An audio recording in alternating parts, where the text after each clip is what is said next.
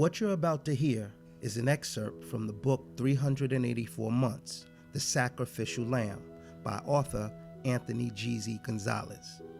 The accounts in the book and video are 100% true.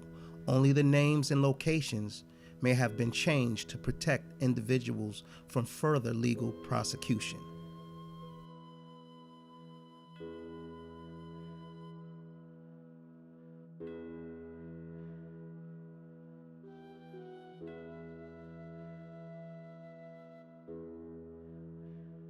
So now you're not messing with New York D and them. They in the feds.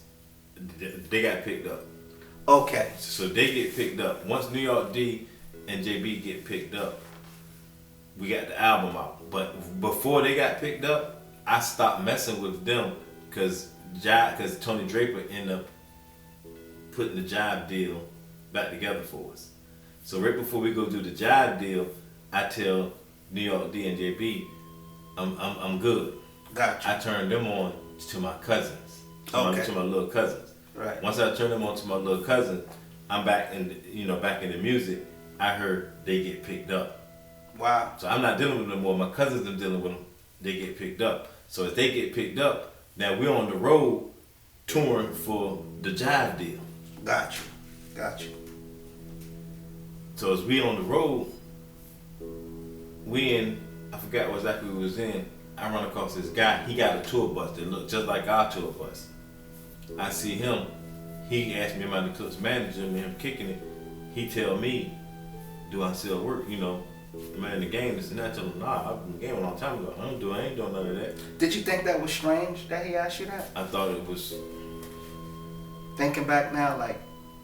I didn't think it was strange because he had a bus like ours. Like, you know what I mean? Even though he wasn't on tour, but he was following like one of the rappers or something. That's just what he do. So I'm figuring he just like me, this and that. So when he started talking about work and he get me a tour bus for this price and that price, but he like to follow the bus on his own bus. So he basically telling me how he move his work around through the tour bus. So I'm like, oh, okay. But I'm like, no, I don't want no parts of that because somebody gonna have to answer to that. And I'm like, and I can't put the guys in that position. Right. So he like, oh, all right, cool. It's cool. So me, I'm still kicking it. You know what I mean? Because he was a cool dude though. Right.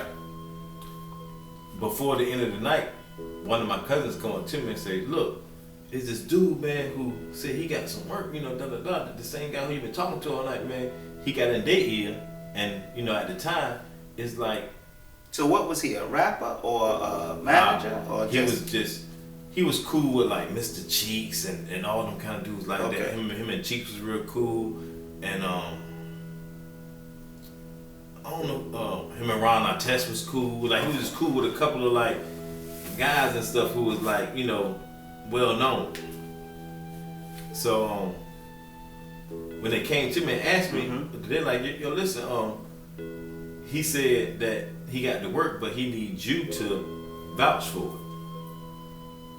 What's that mean? Meaning that if something was to happen to the work, I'll pay for it. Okay, say that again now. So he says to my little cousins and them how he got to work. He willing to sell them the work. He's willing to get them the work. With them not giving them no money. With him not giving them no money. With them not giving him no money. Yeah, he was gonna front him some work. Got you. He was gonna front him some work, but the thing is, you had to vouch for it. I got to vouch for it. For your cousin. I got to vouch. Okay, now, okay. You know what I mean? Because he looking at it like I got the money, and he know me from. If I'm the Clips manager, he know I ain't going nowhere. Like, right. I mean, he can always find me, whatever it's gonna be. So if I get a word and something happen to it, he know I got to pay for it. Right. So they wanted that so bad, so I vouched for it for him. So he started dealing with them. He probably ain't bringing no more than like 5, maybe 10 kids down there to Virginia. You know what I mean? From Atlanta, because he was staying in Atlanta at the time. Oh, at Atlanta, okay. Yeah, so he cowboying it. He cowboying it from Atlanta to Virginia. Right? And so he probably did with them, he probably did with them like a couple times. Then one day, stuff is still, slowing up for us. And I'm sitting there like, tour coming to an end, we ain't on tour no more. How long after you meet him and because you said things were going good, Draper put the deal back together, y'all on this tour, how long was the tour, a couple of months? A couple of months. Okay. 6 months. It probably ain't last no 6 months. But once you start touring, you got the song out there, but you don't got that hit song no more, you ain't making no money off of it. You know what I mean? And you can't go in so many places twice. So it's like, ain't no money coming in. Like no overseas? They wasn't doing no overseas? We did the overseas. Okay. Like we did the overseas. We did all that. You know what I mean? So by this time, all your opportunities are exhausted at this at this time. Yeah. So now you thinking what? Because you understand too, Jive is not a hip hop label.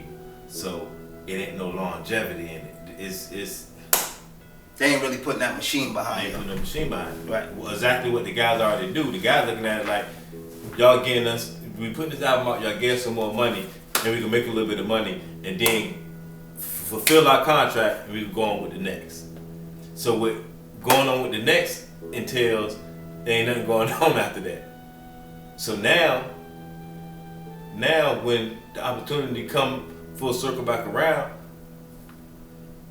the guy Mel come to me and say, no, my little cousins come to me and say, Mel call him and say, he got 20 keys, but he need the money up front for 10. Right. They don't got the money for 10. Even if they had the money, it'd be like they last little bit of money they putting it all up for, but they used to getting, fronted. They ain't trying to spend that money like that. So with me just sitting back, I'm like, man, you know what? Let me hop in. Let me go ahead and get some of the action. Right. I tell them I put the money up. I put the money up, but now it's my turn now. So I gave Mel for the 10. He gave me the 20 keys. Now I'm giving it to my little cousins, and I tell them I at least want 2,000 to 3,000 off each key. So I make my money back too, Right. So they rocking and rolling. But now I'm part of that deal. End up, we got a show. We got a show at Club Bed in New York. So now we're on our way to New York. I'm driving the guys to New York. We ain't even flying. The show wasn't even that much money, right? So as we driving up, a person in the car get a call. I forget all about me on for the other 10 keys. The guy named Gonzalez. Huh? Some guy named Gonzalez? I'm Gonzalez. Oh, Spanish guy named, it says, I'm reading here, someone in the camp got a call that a Spanish guy named Gonzalez owed some Mexicans for 20 kilos. But that's me. Okay, I'm just picking up. Yeah. So somebody in the car, somebody in the car as we on our way to Club Bed, they get a call where it say that I owe the Mexicans for 20 keys. I forget all about so like now you gotta remember, 20 keys go so fast, right? I sold them 20 keys. My cousins have sold that 20 keys so fast it was sold within a week or two. Right. We going to Club Bed probably about 3 months later. And by the way, I want people to know that listening, this is in the book 384 Months, The Sacrificial Lamb. This is chapter 9, Prices. And you telling this story about how you got back in the game. So go ahead, I'm gonna let you elaborate on it. Yeah, so as we go on to Club Bed 3 months later after we sold the 20 keys, the guy Mel don't even call me for the other money, for the 10 keys. I don't know for 10 keys. I'm not even thinking like, I'm just waiting for him to call. Right. So when I'm hearing that the Mexicans say, I own for 20 keys, I know I own for 20 keys. I only own for 10 keys. Right. So I'm like, you sure they're talking about me? Because I don't owe the Mexicans. The guy Mel is a black dude. I don't know. So how did they get your information? From Mel? They called somebody in the vehicle. How'd they get their information? Don't know. But they said, crazy shit. But peep it. They said when I get to Club Bed, it's a guy who's supposed to be at the club in New York that the Mexicans sent to come talk to me about the 20 keys. So at this point, and I'm just breaking it down because are you trying to rationalize what's going on? Are you thrown off by all this? I'm thrown off by it because I don't know no Mexican. Right. And I don't owe for 20 keys. So I owe a black dude for 10 keys. So are you like, man, fuck that call? No, because I'm like, somebody talking about somebody over 20 keys and some Mexicans, I'm worried to death because I'm like, that's not me. You know what I mean? Right. And then the guy who called said a Spanish guy by the name of Gonzalez. Right. Right. So I'm like, it just sounds crazy. That's what I'm saying. Like, me hearing the story, if it was me, I'd have been like, man, who the fuck is that on the phone? I wouldn't even pay it no attention. But I had to because I owe for something. It's just not right. You know what I mean? But it's so I'm trying different. to put it together, and I'm also saying what happened to Mel now because now I'm realizing he never called you back for the money. He never called me back for the other 10 keys. Right. So now I'm thinking when I get to this club, I'm gonna have a problem. But I'm like, well, they probably ain't gonna try to kill me because they want their money. Right.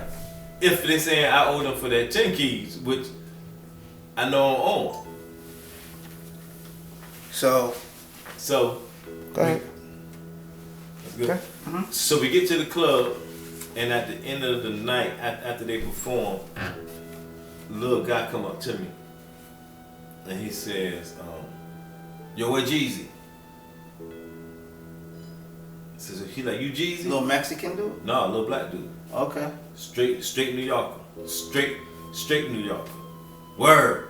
Yo, Geezy. I'm like, I'm Geezy. So he like, yo, where Mel? Now it hit me.